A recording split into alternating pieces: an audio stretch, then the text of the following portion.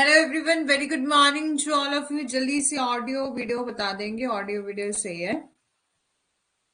Good morning Ram ji. Hello everyone, very good morning to all of you. जल्दी से audio video बता देंगे। Audio video सही है।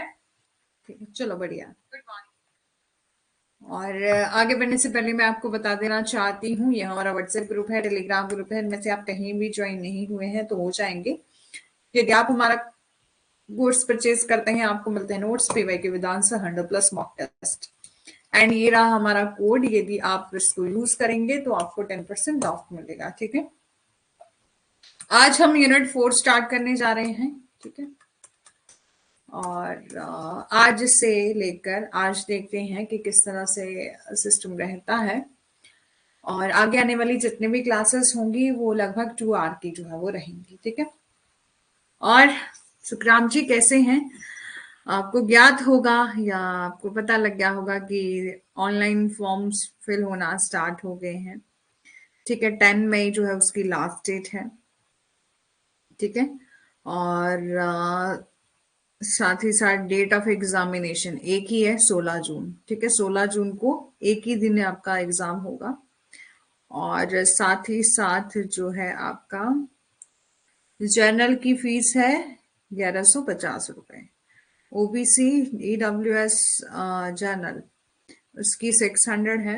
और SC ST और PWD एंड थर्ड जेंडर की 325। ठीक है, और एक ही दिन एग्जाम होगा और साथ ही साथ ऑफलाइन मोड में जो है एग्जाम होगा। आपको कैसा लगा ऑफलाइन मोड में एग्जाम देखकर? ठीक लगा कि नहीं होना चाहिए था? बता सकते कि ऑफलाइन में तो नहीं होना चाहिए था, ऑनलाइन होना चाहिए था।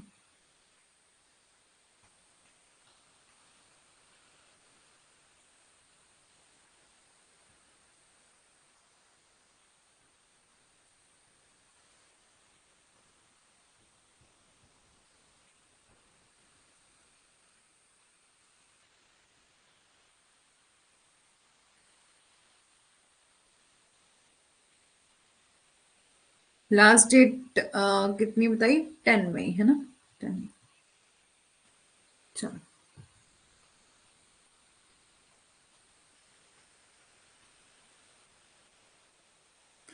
ठीक है।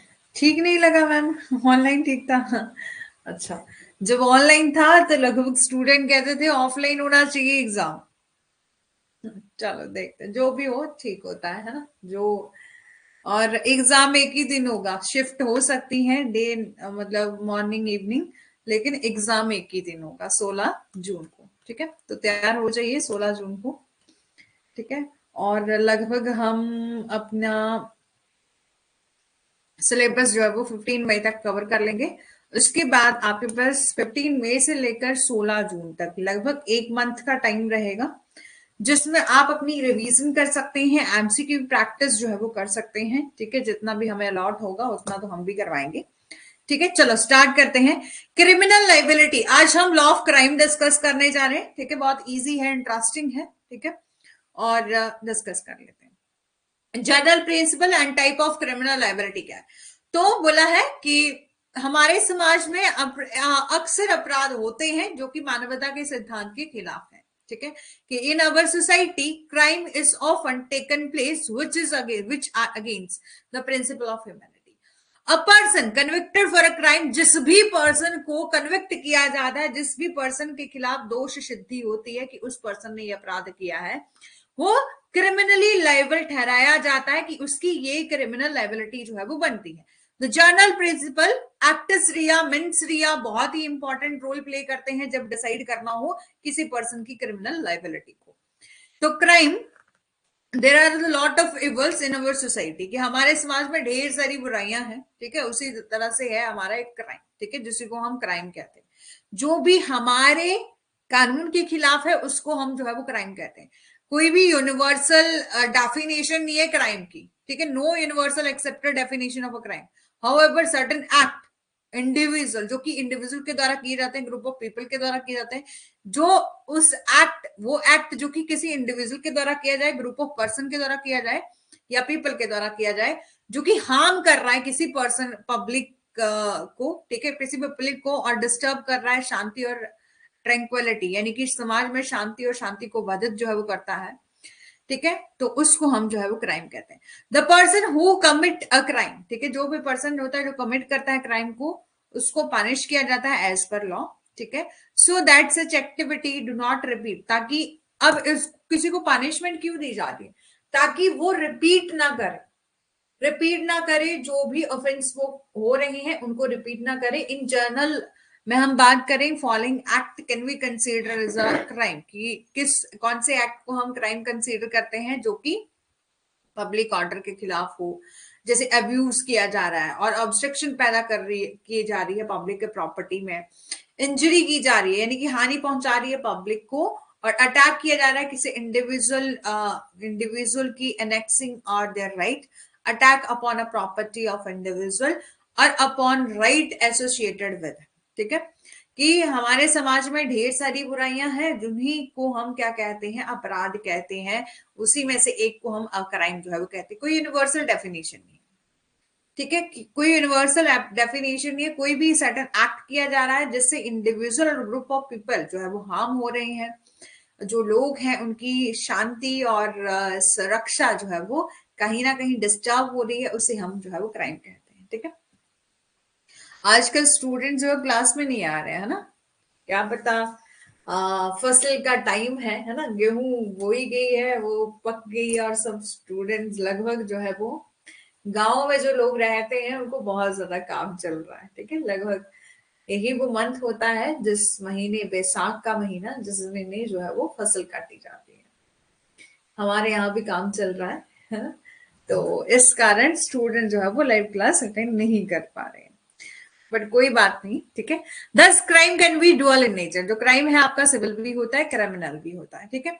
Sometime crime in a one country में नॉट बी अ क्राइम, कभी कभी ऐसा हो सकता है, जैसे मान लीजिए कि हमारी कंट्री में कोई पर्टिकुलर एक्ट है वो क्राइम है और अदर कंट्री में नहीं भी हो सकता, ठीक है। ये कभी कभी अलग अलग देशों के लिए अपने अपने उन्होंने स्टैट्यू बनाए होते हैं, अपने अपने लॉ बनाए होते हैं, उस हिसाब से ये डिसाइड किया जाता है कि उसने ये क्राइम किया है, उसने ये पर्टिकुलर एक्ट किया है, उसको हम क्राइम कहते हैं या नहीं कहते हैं।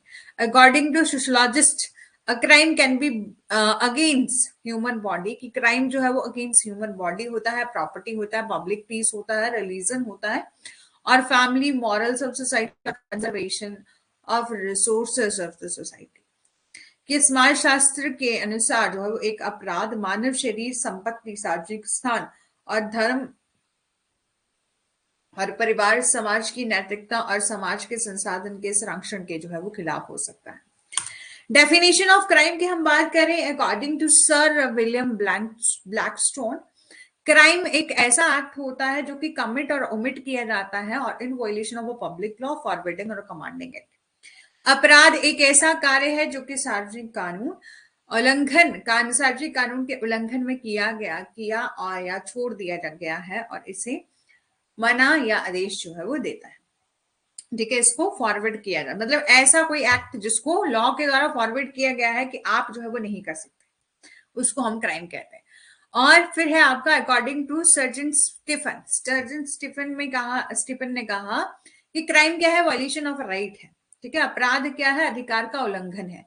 इसको considered in reference to the civil tendency of a violation as regard the community, जिससे समुदाय के संबंध में जो है वो उल्लंघन की नागरिक प्रवृत्ति के संदर्भ में जो है वो माना जाता है।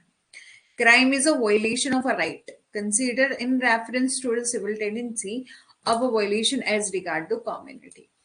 और अकॉर्डिंग टू जॉन ग्लिन के अनुसार, एन एक्ट, कोई भी ऐसा एक्ट किया जा रहा है जो कि shown to be actually harmful to the society और that believe to be socially harmful by a group of people that has the power to enforce its belief, and that place such as act under the ban of positive penalty.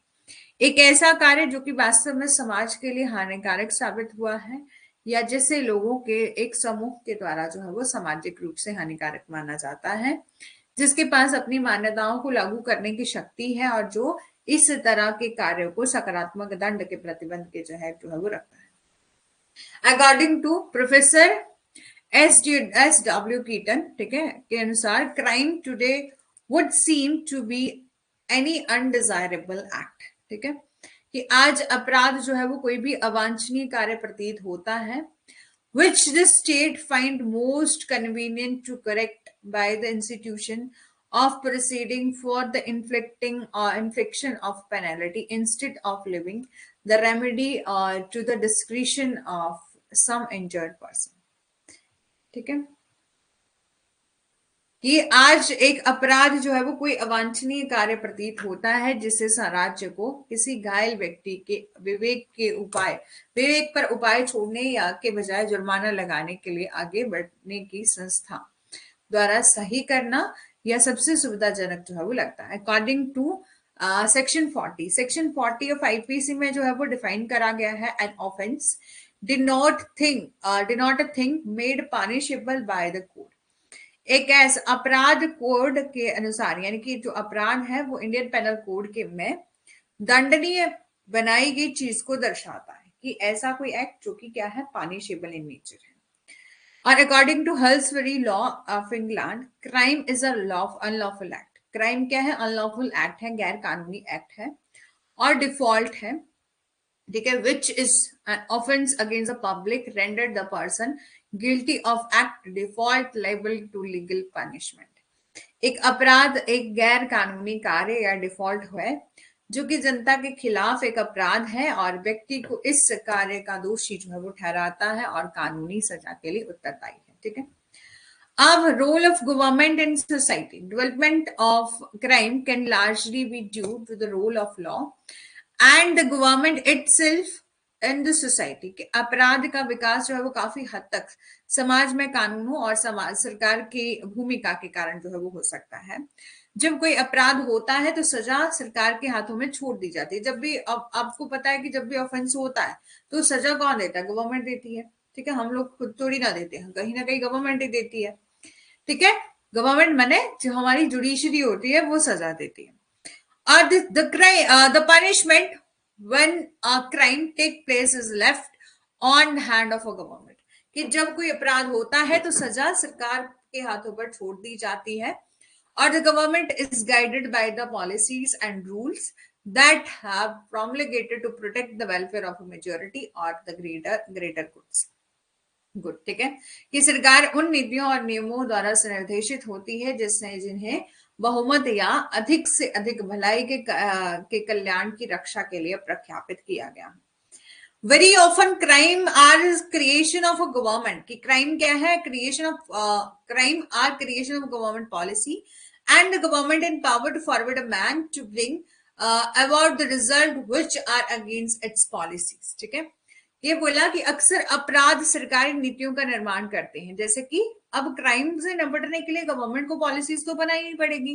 Government के पास power है कि forward किया जा सकता है किसी person को, रोका जाता है कि आप इन पॉलिसीज के खिलाफ कोई काम मत करो. और the very definition of crime depends upon the value of given society. अपराध की परिभाषा किसी दिए गए समाज के मूल्य पर जो है वो निर्भर करती है. एलिमेंट क्या है क्राइम के, तो यहां पर बोला अधिकांश आपराधिक अपराधों के किसी व्यक्ति को दोषी ठहराने के लिए दो तत्वों को साबित करना बहुत महत्वपूर्ण है. कि जब भी किसी पर्सन को आपको कन्विक्ट पर ठहराना है, कि दोष सिद्धि करनी है उस पर्सन की कि उस पर्सन ने ये पर्टिकुलर क्राइम किया है, तो उसके लिए 2 एलिमेंट जो है वो बहुत ही इंपॉर्टेंट है, वो आपको प्रूव करने पड़ेंगे. तो कौन सा है, actus reus and mens rea. Actus reus refer to a physical act. ठीक है, एक्टस रिया रेफर करता है जब कोई आप फिजिकल एक्ट करते हो involve in committing an offence for describe by the criminal law. ठीक है, एक्टस रिया आपराधिक कानून द्वारा वर्णित अपराध को रोकने के में जो है वो शामिल शारीरिक कार्य को संदर्भित करता है.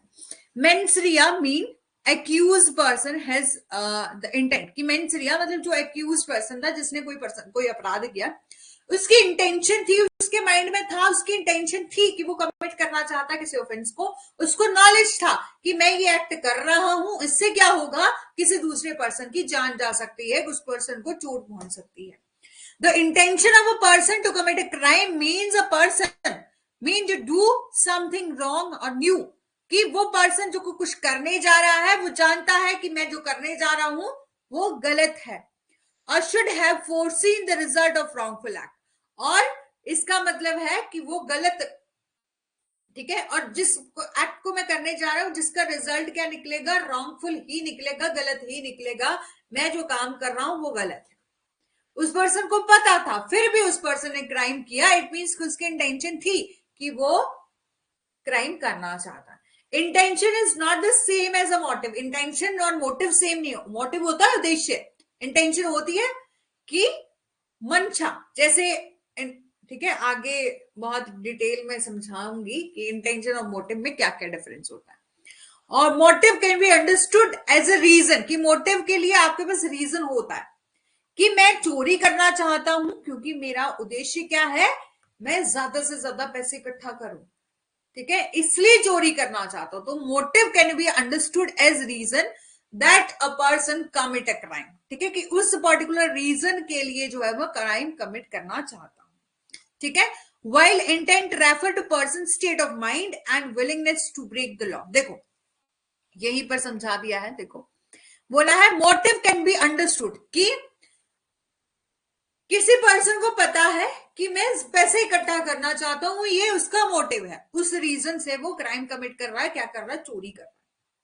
वही यदि हम बात करें तो इंटेंशन रेफर करता है किसी पर्सन का स्टेट ऑफ माइंड, उसकी मन की स्थिति जिसके कारण वो कानून को तोड़ने के लिए भी जो है तैयार हो गया है, उसकी इंटेंशन है, उसकी इच्छा है वो, ठीक है, उसका कोई उद्देश्य नहीं है, उसकी सिर्फ इच्छा है। लेकिन जो मोटिव होता है उसके लिए पर्टिकुलर एम होता है, उस एम को फुलफिल करने के लिए जो क्या करता है वो पर्टिकुलर ऑफेंस करता है, ठीक है। General principle of criminal liability, general principle क्या है क्रिमिनल लाइबिलिटी के, तो criminal liability is considered as the strongest formal contamination inflicted by the society which may result in deprivation of ordinary liberties of the offender by sentencing him for act committed by him. आपराधिक दायित्व को समाज द्वारा दी गई सबसे मजबूत औपचारिक निंदा जो है वो माना जाता है, जिसके परिणाम स्वरूप अपराधी को उसके द्वारा किए गए किसी भी कार्य के लिए सजा देकर उसकी सामान्य स्वतंत्रता से वंचित जो है वो किया जा सकता है, ठीक है। और यानी कि criminal liability consider the strongest formal contemplation infected by the society which may result in deprivation of ordinary liberty of the offender by sentencing him for an act or committed by him. Criminal liability can be accessed under the range of offenses. Criminal liability can access criminal liability को access कर सकते हैं under the range of offenses, यानी कि जिस person ने कोई अपराध किया है, it means वो क्रिमिनली तौर पर लाइबल है, ठीक है। स्कोप क्या है क्रिमिनल लाइबिलिटी का, कंडीशन क्या है क्रिमिनल लाइबिलिटी की, ये सब जो है वो five most basic and fundamental fact है क्रिमिनल लाइबिलिटी की। सबसे पहले एक्टस रिया, एक्टस रिया मतलब उस पर्सन ने गिल्टी एक्ट किया, जो एक्ट किया वही क्या था, गलत था, उस एक्ट, ठीक है, वो एक्ट किया वही क्या है, गलत है, गिल्टी, गलत एक्ट किया उसने। दूसरा है मेंसरिया, मेंसरिया मतलब गिल्टी माइंड, उसकी इंटेंशन गलत है। और principle of concurrence, the principle in which it is presumed that guilty mental state और guilty act occur simultaneously together, वह सिद्धांत जिसमें माना जाता है कि दोष मानसिक स्थिति और एक दोष कार्य एक साथ होता है, और इस सिद्धांत का उपयोग सख्त दयता वाले मामलों के अपवाद के साथ जो है लगभग सभी अपराधों को साबित करने के लिए किया जाना चाहिए। फिर है आपका प्रिंसिपल ऑफ कॉजेशन, ठीक है, कि कार्य कारण का सिद्धांत, ठीक है, principle of causation, the principal that link the guilty person conduct, कि वह सिद्धांत जो कि दोषी व्यक्ति के आचरण और अंतिम परिणाम को जोड़ता है। The principle that link the guilty person conduct and end result that is crime, वह सिद्धांत जो कि दोषी व्यक्ति के आचरण और अंतिम परिणाम को जो है वो जोड़ता है, जो अपराध है। ये इस मैगजीन पर बेस्ड है, नुल्ला, ठीक है, पोइना सिने लेगे, नुल्ला पोइना साइन लेगे, इस मैगजीन पर आधारित है, जिसका अर्थ है कि कानून बिना किसी अपराध नहीं, कानून के बिना कोई अपराध नहीं, ठीक है। इसका मतलब समझ में आया, समझ आया? देखो, कानून के बिना कोई अपराध नहीं। इट मीन्स कि जैसे मान लीजिए फॉर एग्जाम्पल के लिए हमारी इंडिया में ना चोरी करने की सजा है, ठीक है। और यदि मान लीजिए फॉर एग्जाम्पल कि इंडिया में चोरी करने की कोई सजा नहीं है, तो कोई पर्सन चोरी कर रहा है, इट मीन्स कि उसने कोई क्राइम नहीं किया। तो कानून के बिना no crime without law, law के बिना कोई क्राइम नहीं है। Which mean that person cannot be punished for something that is not prohibited by law। एक आदमी जो किसी चीज के लिए दंडित नहीं किया जा सकता जो कि कानून के द्वारा निषिद्ध है। और simple premises here that a man can only B punished for a consequences of its own action. यहां सरल आधार ये है कि एक आदमी को केवल अपने स्वयं के कार्यों के परिणामों के लिए दंडित जो है वो किया जा सकता है। एक बार बता दीजिए, ठीक है। प्रिंसिपल ऑफ कॉजेशन कहता है कि इस लैटिन मैक्सिम पर जो है वो बेस्ड है। क्या मैक्सिम है? नुल्ला, ठीक है, पोइना सीने लेकिन।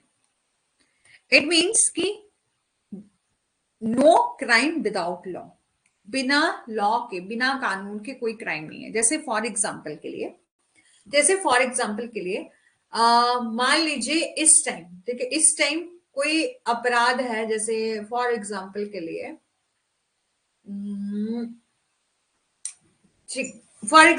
लिए कि जो आपका एग्जाम्पल ले रहे हैं, जैसे कि फॉर एग्जाम्पल के लिए 10 रुपए की यदि आप चोरी करते हो तो उसके लिए कोई लॉ नहीं बनाया गया कि इतनी छोटी रकम के लिए आपको पनिशमेंट मिले, ठीक है।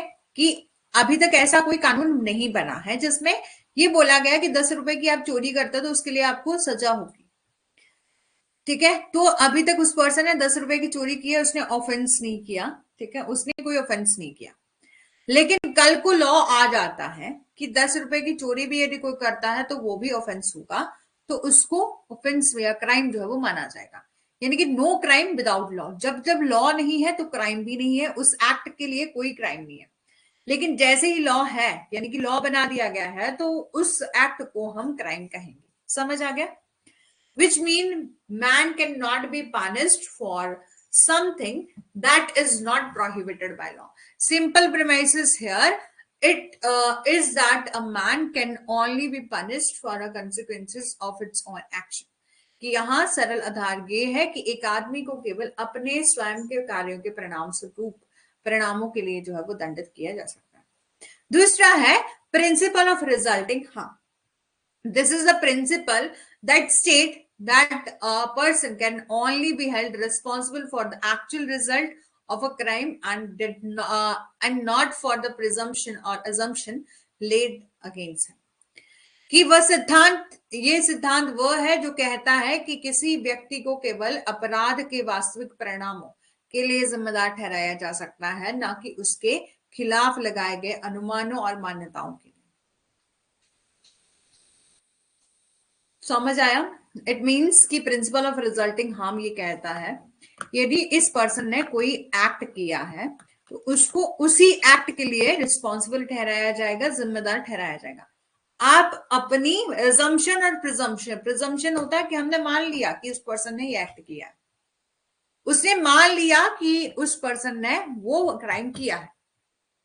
जैसे मेरे आइडिया से वो पर्सन वहां जा रहा था, इट मीन्स कि उसी ने उसका मर्डर किया है। तो अजम्पशन और प्रिजम्पशन जो है वो आपका कोई उसके खिलाफ किसी पर्सन को रिस्पॉन्सिबल नहीं ठहराया जाएगा कि आप ओनली अजम्पशन और प्रिजम्पशन लगा रहे हो, प्रिज्यूम कर रहे हो कि ऐसा हो सकता है, तो आप किसी पर्सन को रिस्पॉन्सिबल ठहरा दो, नहीं, ठीक है। अब है आपका बोले these facts are ascertain or drawn from the Latin legal maxim actus non facit nisi menseteria। ये बहुत ही इंपॉर्टेंट है कि the act itself not guilty unless done without a guilty intention। कि जब तक किसी पर्सन का गिल्टी इंटेंशन नहीं है तब तक ऐसा नहीं माना जाएगा कि उस पर्सन ने कोई ऑफेंस किया है। कार्य स्वयं दोषी नहीं है तब तक कि दोषी इरादे से किया जाए। यानी कि इस पर्सन ने कोई एक्ट किया, उसकी कोई इंटेंशन नहीं थी, जब इंटेंशन नहीं थी तो उसने कोई क्राइम नहीं किया। तो बोला एक्टस नॉन फिसिट निशी मेंसेट्रिया, इट मीन्स की act itself is not guilty unless done without with a guilty intention. कि कार्य स्वयं दोषी नहीं है जब तक कि दोषी इरादे से जो है वो नहीं किया गया है। ठीक है, all criminal act require an external wrong which was intentionally done by a guilty person with malice in order to cause harm to other party। सभी आपराधिक कृत्य के लिए बाहरी गलत कार्य की आवश्यकता होती है जो कि दूसरे पक्षों को नुकसान पहुंचाने के लिए दोषी व्यक्ति द्वारा दुर्भावना के साथ जो है वो जानबूझकर किया गया था। ठीक है, all criminal act require an external wrong which was intentionally done by a guilty person with malice in order to cause harm to other party। ठीक है, और it is to be noted that mens rea include the mental element. ठीक है, mens रिया में mental element include होता है, यानी कि इस किसी क्राइम को करने के लिए मेरी मेंटल कंडीशन कैसी थी, यानी कि मेरी मंशा थी या नहीं थी, क्या मैं उस पर्सन का मर्डर करना चाहती थी या नहीं चाहती थी। Which require criminal to be aware, इसके लिए बहुत जरूरी है कि अपराधी को ये पता होना चाहिए कि मैं जो कर रहा हूं इससे किसी पर्सन को नुकसान पहुंच सकता है। ठीक है, उसको उसकी इंटेंशन थी, साथ ही साथ उसको नॉलेज भी था कि मैं ये एक्ट करूंगा। इट मीन्स कि वो पर्सन, मैं किसी को जैसे 3 फ्लोर वाली बिल्डिंग से किसी को धक्का दूंगा, इट मीन्स कि वो मर ही जाएगा, उसको पता था। एक्ट रिया रेफर करता है कि आपने कोई एक्ट किया। Actionable element of a crime, the action must be illegal in nature. Action जो है वो आपका must be illegal in nature होना चाहिए और should be have cause undue harm और destruction of to the person और प्रॉपर्टी। ठीक है, the last component to a crime include that of injury, hurt और damage of mind, body, reputation और property of a person, society at large. एक अपराध के अंतिम घटक में बड़े पैमाने पर किसी व्यक्ति या समाज के मन, शरीर, प्रतिष्ठा और संपत्ति को चोट और चोट या क्षति जो है वो शामिल है। It must be understood that the mens rea is not equivalent to motive. ये समझा जाना चाहिए कि मेंस रिया जो है वो इक्विवेलेंट टू मोटिव नहीं है, यानी कि मेंसरिया और मोटिव जो है वो एक जैसा नहीं है। ठीक है, सिमिलर नहीं है। मेंसरिया अलग चीज है, मोटिव अलग चीज है। मेंसरिया इंप्लाइज अ मेंटल स्टेट, कि किसी पर्सन की मेंटल कंडीशन या मेंटल स्टेट कैसी है, इन विच अ पर्सन इंटेंशनली चूज, जो कि इंटेंशनली जानबूझकर चूज करना चाहता है, ऑफ हिज ओन वायलेशन और इज वायलेट द लॉ। और मोटिव रेफर करता है रीजन बिहाइंड, कि आपने वो पर्टिकुलर एक्ट किया, उसके उस एक्ट के करने के पीछे क्या रीजन था, why certain prohibited act is performed. ठीक है, कि एक निश्चित निर्दिष्ट कार्य जो है वो क्यों किया जाता है। ठीक है, in the case of Kartar Singh versus state of Punjab, इस केस में सुप्रीम कोर्ट ने हेल्ड किया था element of mens rea must read into the penal provision of the statute unless the statute expressly bar. Hence, it is absolutely vital to consider the guilty mind of the offender when assigning the crime। ठीक है, कि एक कानून के दंड प्रावधानों में पढ़ा जाना चाहिए। इस केस में बोला था Kartar Singh versus state of Punjab. इस मामले में सुप्रीम कोर्ट ने कहा कि मेंसरिया कि तत्व को एक कानून के दंड प्रावधानों में जो है वो पढ़ा जाना चाहिए जब तक कि कानून स्पष्ट रूप से प्रतिबंधित ना करे। इसलिए अपराध का आंकलन करते समय अपराधी के दोषी दिमाग में विचार करना बिल्कुल महत्वपूर्ण है। ठीक है, और एक्सेप्शन क्या है मेंसरिया की, वो हम डिस्कस करेंगे। साथ ही साथ मैं आपको बताऊं कि जो आपका लॉ ऑफ क्राइम है, ठीक है, लॉ ऑफ क्राइम है, यहां से सवाल कैसे बनते हैं, तो स्टेटमेंट वाइज, ठीक है, कंसेप्चुअल क्वेश्चन आते हैं। स्टेटमेंट वाइज थोड़े बहुत जो है वो मैच ऑफ द फॉलोइंग, जहां पर सेक्शन मैच करने के लिए आते हैं वो, और assertion reason. Statement wise question बहुत पूछे जाते हैं यहाँ से। स्टेटमेंट वाइज जैसे स्टेटमेंट दे दी कंसेप्ट, जिसमें आपकी कंसेप्ट क्लैरिटी जो है वो लिखती है। ठीक है, स्टेटमेंट वाइज। तो एक्सेप्शन क्या है मेंसरिया की, तो यहां पर बोला since intention form such important part of determining the criminal liability, क्योंकि इरादा आपराधिक दायित्व का निर्धारण करने के लिए बहुत महत्वपूर्ण हिस्सा जो है वो बनता है। इसलिए अधिकांश देशों ने घोषणा की है कि व्यक्ति को का पागलपन एक ऐसी स्थिति है, यानी कि जो एक इंसान की इंसेनिटी एक ऐसी स्थिति है जहां पर उसको एग्जेम्प्ट किया जाता है कि वो लायबल है पनिशमेंट के लिए, ठीक है, और उसको पनिश जो है वो नहीं किया जाता. The most accepted from the insanity is a mental disease or defect which cause a person to have a distorted view of reality where he or she cannot differentiate the right or wrong.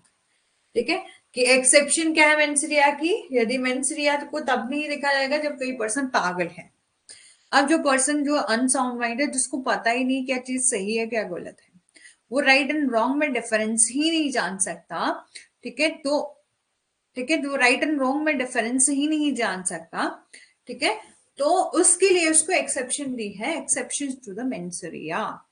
And other scenario में बोला है कि किसी person को wholly exempt किया है criminal liability के लिए.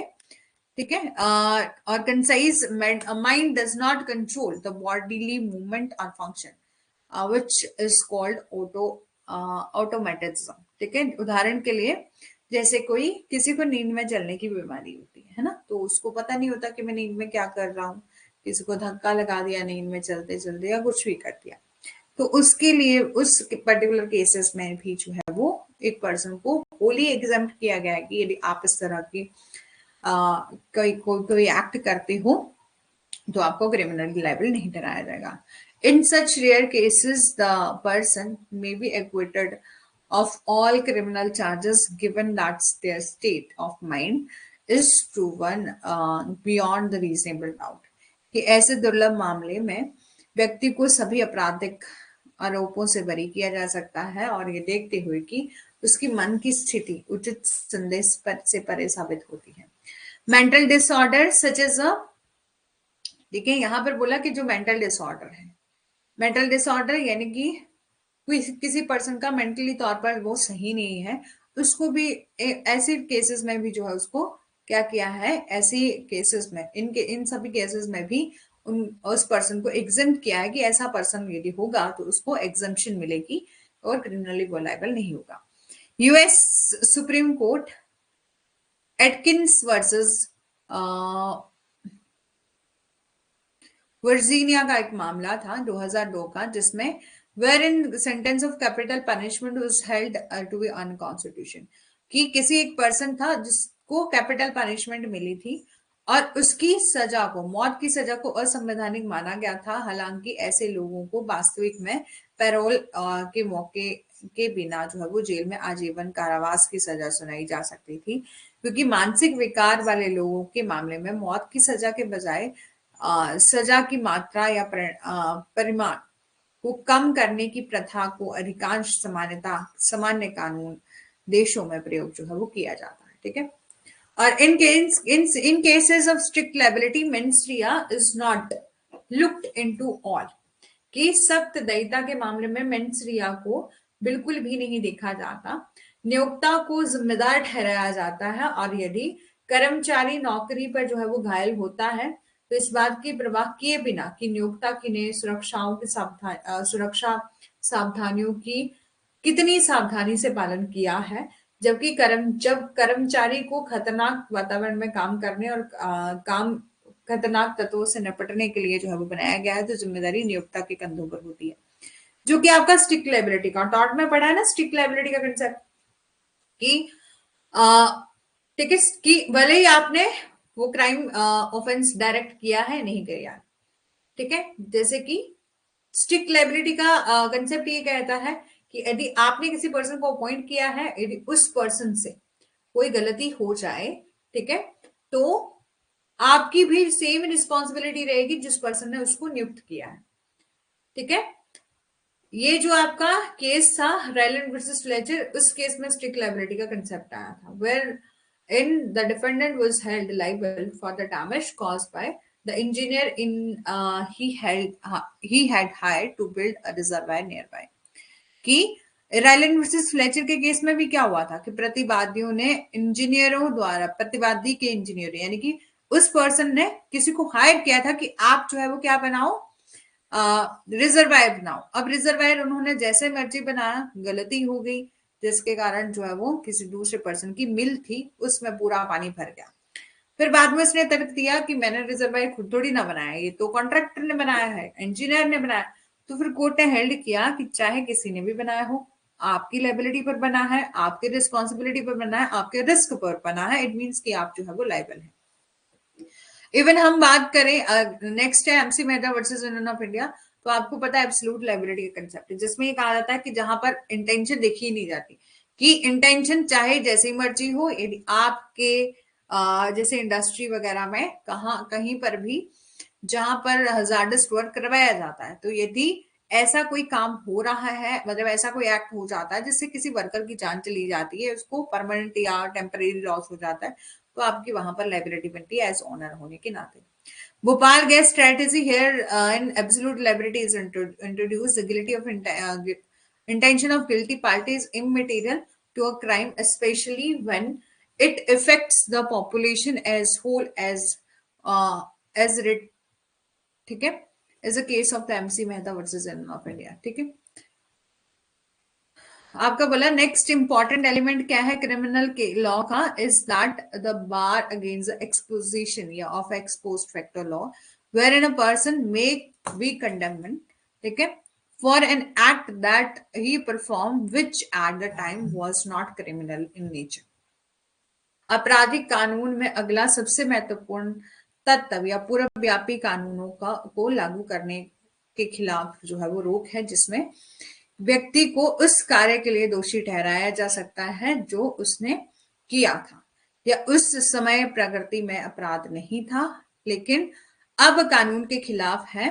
ठीक है, यानी कि उस टाइम जो है वो, जैसे मान लीजिए आज किसी पर्सन ने क्राइम किया, ठीक है, आज किसी पर्सन ने क्राइम किया, आज वो अपराध नहीं है, इन फ्यूचर कोई लॉ बन के आता है, वो एक्ट जो है वो पुराना जो उसने एक्ट किया है वो भी अपराध बन जाता है, तो उसको पुराने एक्ट के लिए लायबल नहीं ठहराया जाएगा। This basically mean that a person can not be punished for an act that he और she did in the past which was not of a criminal in nature, and criminal liability look into the consequences and punishment that may be given an individual in accordance to magnitude of the crime and she has committed।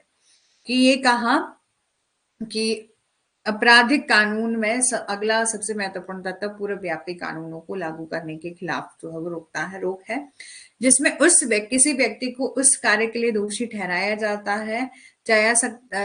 जा सकता है जो कि उसने किया था या उस समय प्रकृति में आपराधिक था, लेकिन अब कानून के खिलाफ इसका मूल रूप से मतलब है कि किसी व्यक्ति को उस कार्य के लिए दंडित नहीं किया जा सकता जो उसने अतीत में किया हो, यानी कि पहले किया हो, तब वो प्रकृति में अपराध जो है वो नहीं था। और इस प्रकार आपराधिक दायित्व उन परिणामों और दंडों को ये देखता है जो कि किसी व्यक्ति को उसके द्वारा किए गए अपराध की भयावहता के अनुसार जो है वो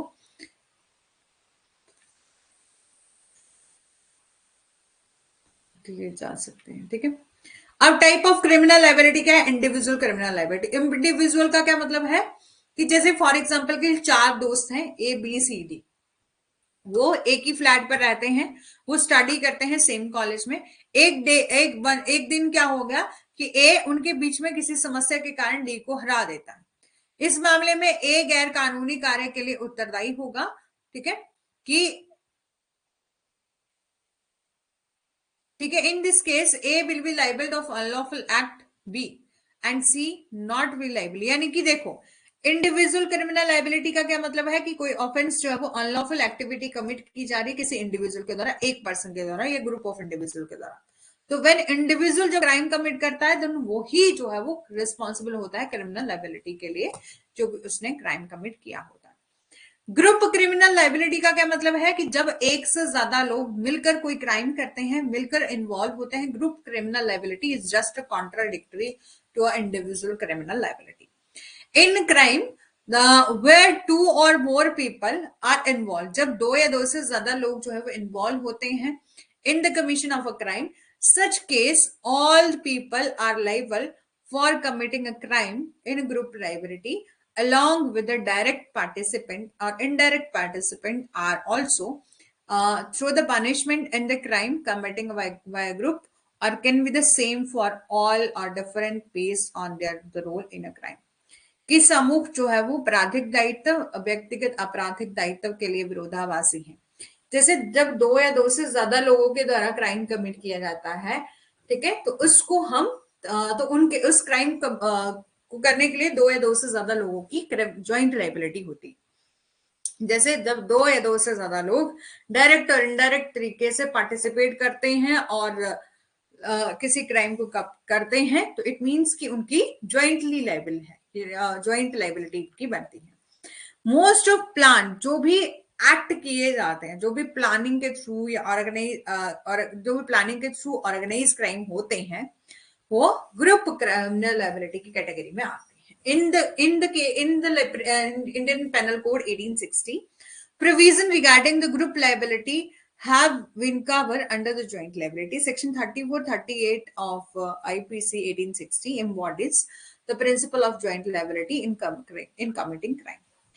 Act done by the several person in furtherance of common intention, section 34 में कहा कि when a criminal act is done by the several person, जब भी आपराधिक कार्य जो है वो कई व्यक्तियों के द्वारा सभी के समान इरादे को आगे बढ़ाते हुए किया जाता है, तो ऐसे प्रत्येक कार्य जो उस कार्य के लिए उसी तरह के से उत्तरदायी होते हैं जैसे कि उसने अकेले जो है वो उस एक्ट को किया है। Act done by several person in furtherance of common intention कि व्हेन अ क्रिमिनल एक्ट, जब कोई क्रिमिनल एक्ट सेवरल पर्सन के द्वारा किया जाता है इन फर्दरेंस ऑफ कॉमन इंटेंशन के द्वारा, जहां पर कॉमन इंटेंशन तो सबकी थी लेकिन अलग अलग पर्सन के द्वारा किया जाता है। तो ईच ऑफ पर्सन जैसे मान लीजिए 4 लोग हैं ए बी सी और डी, इन 4 लोगों के द्वारा कोई ऑफेंस जो है वो कमिट किया जाता है, ठीक है, और अलग अलग वो एक्ट करते हैं, एक काम करता, दूसरा ये करता, तीसरा ये करता, चौथा ये करता, लेकिन उनकी इंटेंशन क्या थी? सेम थी। उनकी इंटेंशन क्या थी? सेम थी, ठीक है, उनकी इंटेंशन क्या थी? सेम थी। तो इट मींस ऐसा समझा जाएगा कि भले उन्होंने एक्ट तो एक ही किया है, इंटेंशन उनकी एक थी, भले उन्होंने अलग अलग एक्ट परफॉर्म किया है, लेकिन फिर भी जो है वो हर एक पर्सन को लायबल ठहराया जाएगा। ये पर्सन ऐसा माना जाएगा जैसे इन चारों ने मिलकर किसी का मर्डर किया।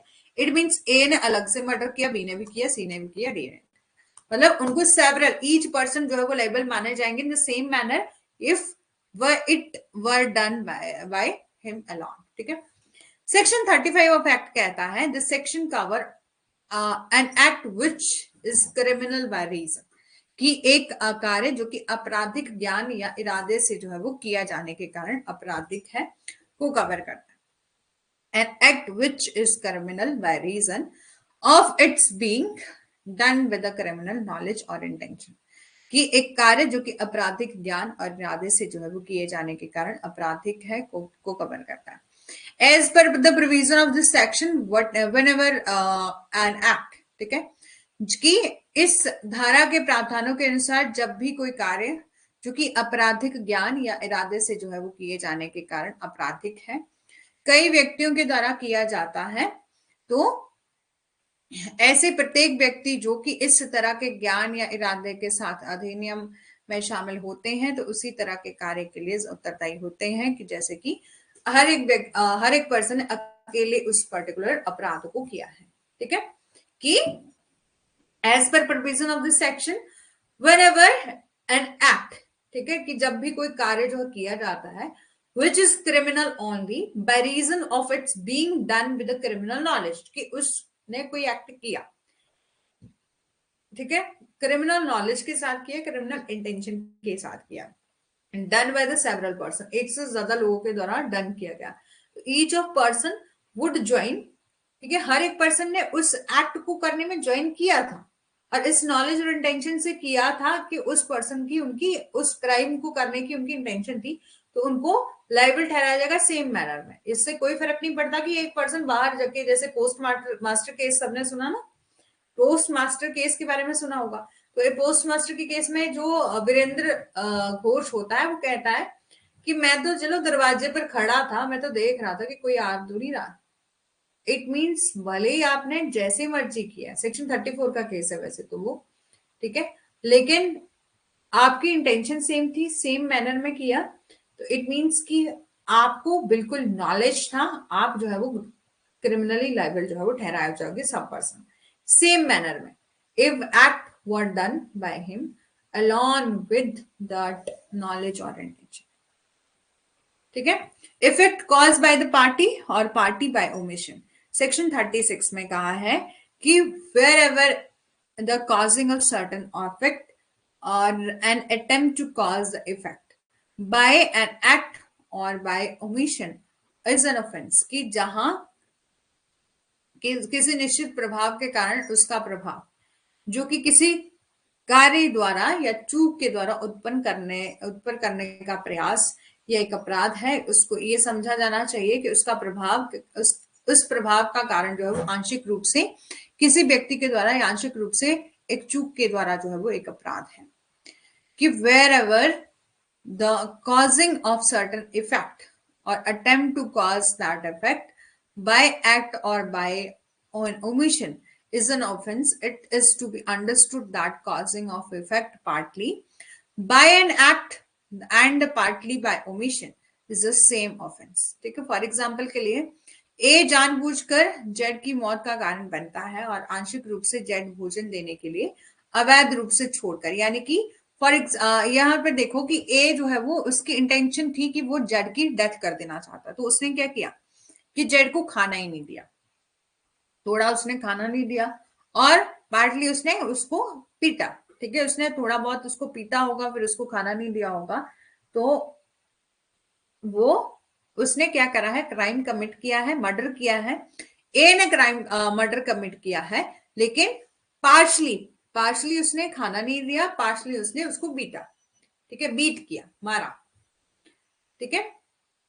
Cooperation by doing in one of the several act constituting an offence, section 37, when an offense is committed by means of several acts, who however intentionally or cooperate in the commission of that offense by doing any one of those acts, either singly or jointly with any another person commit an offense, कि जब कोई अपराध कई कृत्यों के माध्यम से जो है वो किया जाता है, तो जो जानबूझकर या उन कारितों में से किसी को भी अगर के उस अपराध को अंजाम देने में सहयोग करता है, तो अकेले या किसी अन्य व्यक्ति के साथ जो है वो ज्वाइंट रूप से संयुक्त रूप से अपराध को, कि ऐसा माना जाता है कि उन्होंने ज्वाइंटली और सेवरली जो है वो क्या किया है, उस क्राइम को कमिट जो है वो किया है। फॉर एग्जाम्पल के लिए, जैसे कि उदाहरण के लिए ए और बी अलग अलग समय पर जेड को जहर की एक छोटी सी खुराक देकर हत्या करने के लिए सहमत होते हैं। ए और बी जेड की हत्या करने के इरादे से में समझौते के अनुसार जेड का प्रशासन करते हैं। जेड जहर की कई खुराक से जो है के प्रभाव से मर जाता है, यानी कि ए और बी दोनों मिलकर थोड़ा थोड़ा जो है वो धीरे धीरे थोड़ा थोड़ा जहर जो है वो देते हैं डे बाय डे। इसलिए उन्होंने क्या किया है, उस पर्सन को पॉइजन देके उसकी डेथ कर दी है, जहां पर ए और बी की इंटेंशन थी, कोऑपरेट किया उन्होंने एक दूसरे को कि वो कमीशन करना चाहते हैं जेड का मर्डर, ठीक है, और उनमें से किस प्रत्येक एक कार्य जो है वो करता है जिसके द्वारा मृत्यु होती है, और वे दोनों अपराध के दोषी हैं, हालांकि उनके कार्य जो है वो अलग अलग है।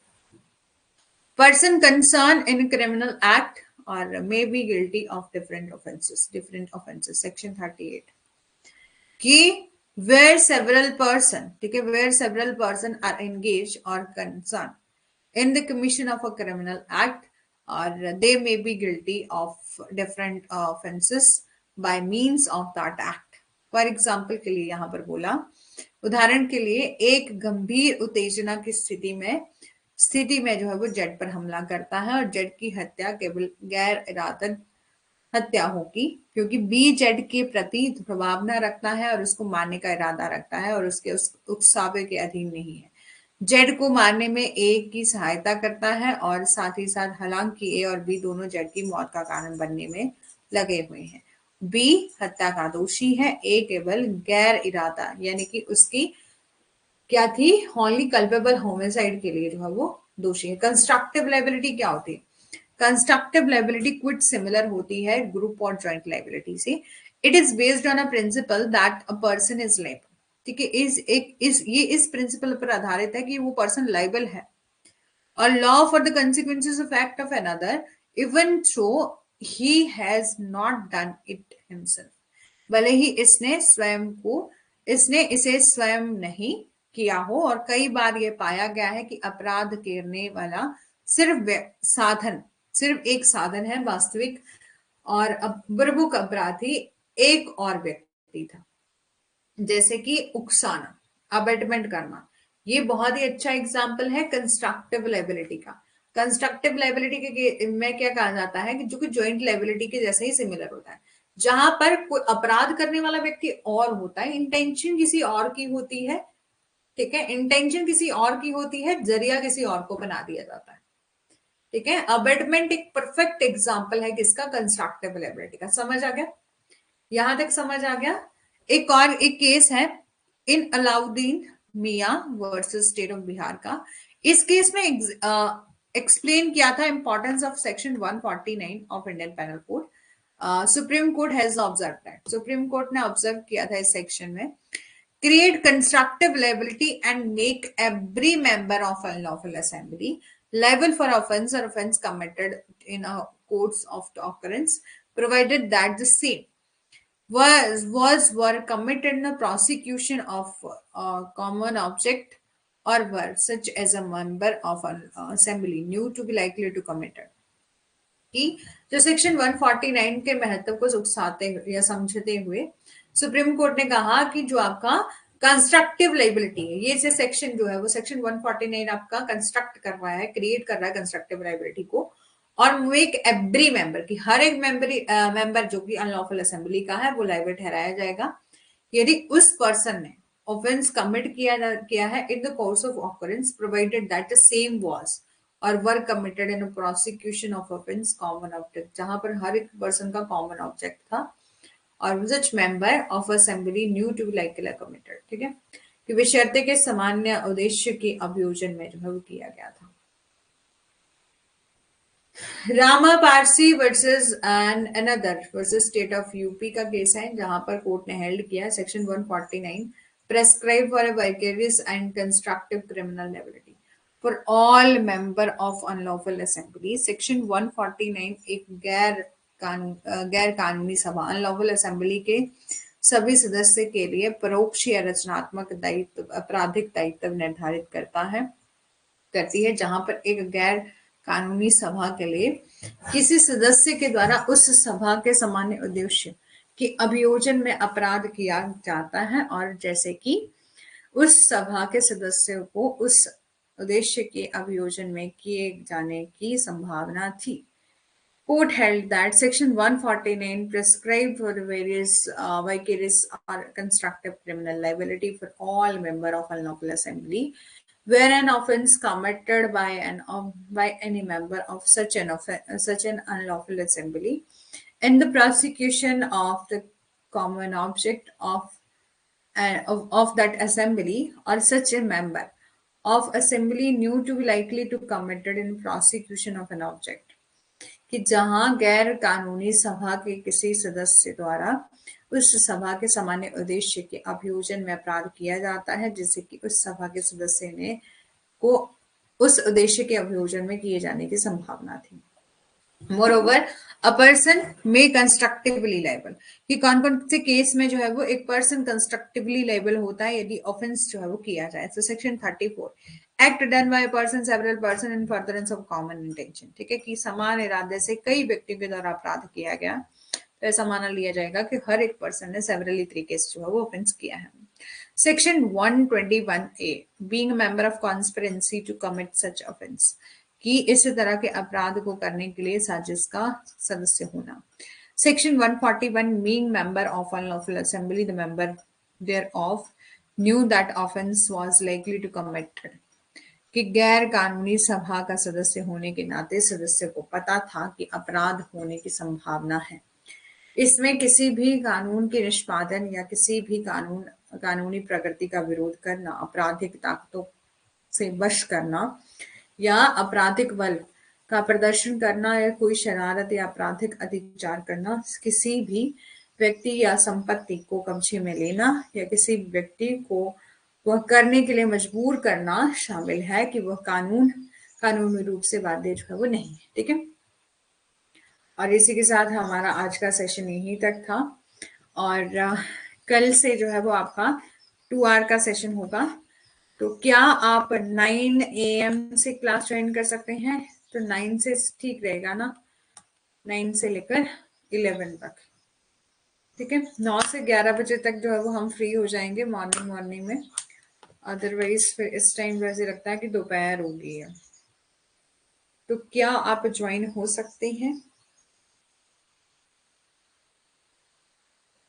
डेली नहीं, जब जब एक क्लास होगी तो हम 10 बजे ही जो है वो क्लास किया करेंगे, लेकिन जब भी 2 क्लासेस होंगी तो हम 9 AM पर कर लिया करेंगे। क्या बोलते हैं?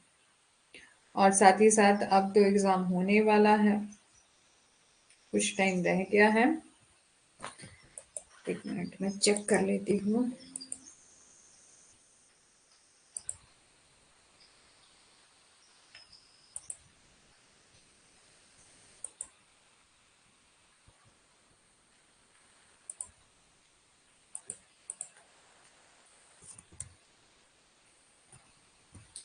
हमें भी थोड़ी सी स्पीड जो है वो खींचनी पड़ेगी।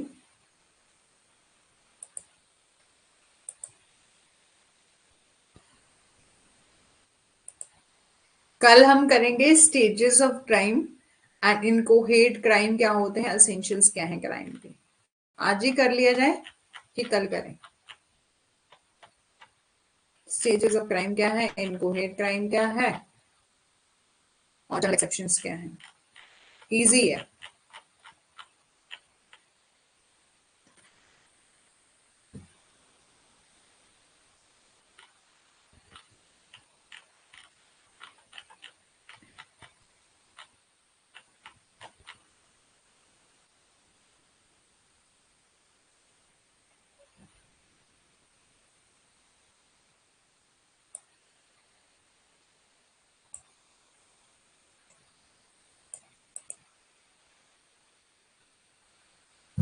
ठीक है, चलो, thank you so much. I hope कि आपको सेशन अच्छा लगा होगा। बाकी कल करते हैं।